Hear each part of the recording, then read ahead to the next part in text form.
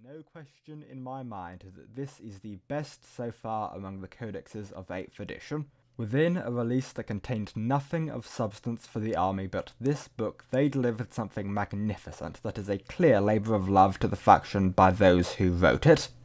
But now let's look at the codex that released previously, the Adeptus Mechanicus. If the Guard Codex was a labour of love that delivered everything one could hope for within a miniature lacking release, then this was done of necessity, doing the minimum required to get something shoved out the door on time. From a lack of any sort of unit additions by way of model reuse or army sharing, to the ridiculously imbalanced dogmas and warlord traits, to the almost total absence of any amendments to the AdMech's much derided index showing. Come on man, everybody complained about the neurostatic aura. Everyone!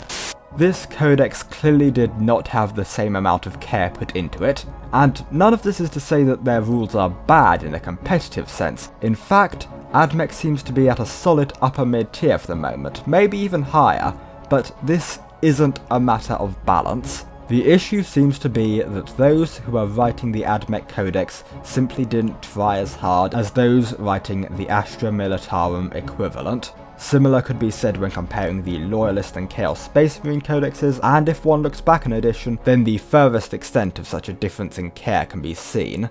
The main reason I'm using the AdMech and Guard books is because they're topical, and AdMech bias, but I've read the comments, I know how you people think, so feel free to transpose any two codexes that you judge to fit the mould of one having a lot of care put into it and the other not so much. Okay, got something? Cool, on to the point.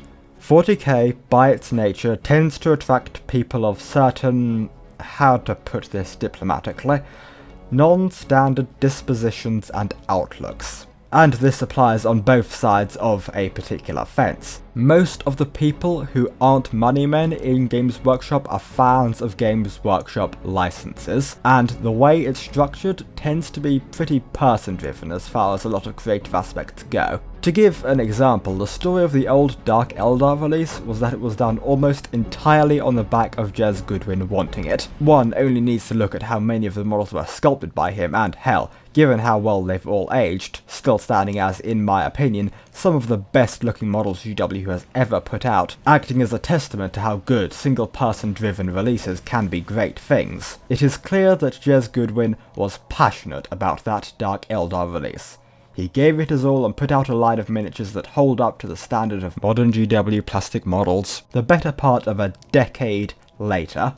To give another example, more directly tied to the rules, one only needs to look at the now legendary 3.5 edition Chaos Space Marine Codex that hasn't seen parallel to this very day in as far as options and freedom provided, outside perhaps of the most specific of Forge World cases.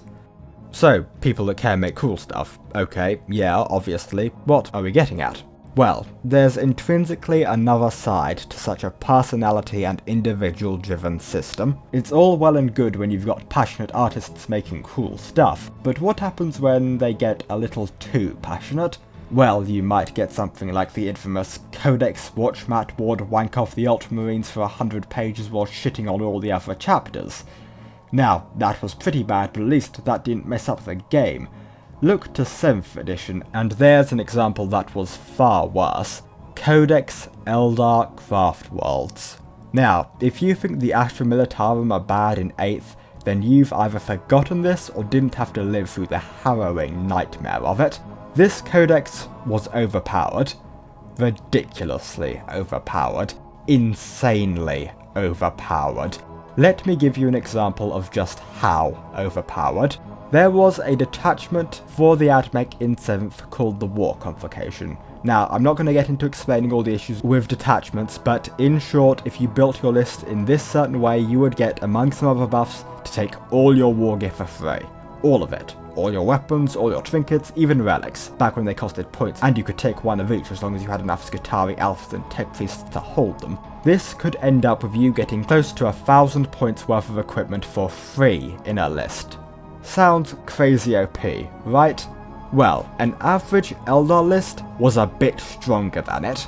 Not a power gaming Eldar list, an average one. a power gaming one could deal with the war convocation pretty easily. That is how OP the Eldar were. An army that was almost a third larger by points still couldn't match up. And that's why this can be a problem. People who are passionate and, well, it's pretty easy to fall into just making the guys you care about the best. And when it's all so driven by individuals, then there ends up being a lack of oversight that lets that kind of stuff get all the way out into the public. And this isn't even to mention the inverse of it. What if there's nobody who cares? I could come back to the AdMech in 8th, but a far better example would be the Orcs in 7th. In short, the Orcs in 7th edition were the polar opposite of the Craft World Eldar in 7th. They were bad. Really, really bad. There was about 2 optimized sorts of lists that involved Forge World units that could put them on par to mid-tier armies of the time. Seeing Orcs fight Eldar, that was just sad. So, there's the issue with the way GW runs. Don't really know how to fix it, but it seems clear that it's still a problem into 8th edition. Their new playtesters certainly don't seem to be helping. Not gonna name any names, but the posts of a certain someone who was name dropped a whole bunch in the 8th Ed faction previews, and who is now a playtester, have been getting shared about on 4chan, and well, if he, who was so lauded on the community site for his expertise, is anything to go by, the playtesters have absolutely no clue and are made up by people who, compared to the rules writers, are even more stupid and autistic. So, there's the problem. Not sure if there's a solution beyond finding and hiring separate sets of people who are passionate about each and every army. Maybe the solution is for Games Workshop to hire me. At the very least, I can guarantee the most obsessively and frighteningly passionate AdMech codex imaginable. Also, I don't want to be homeless. Please hire me, GW.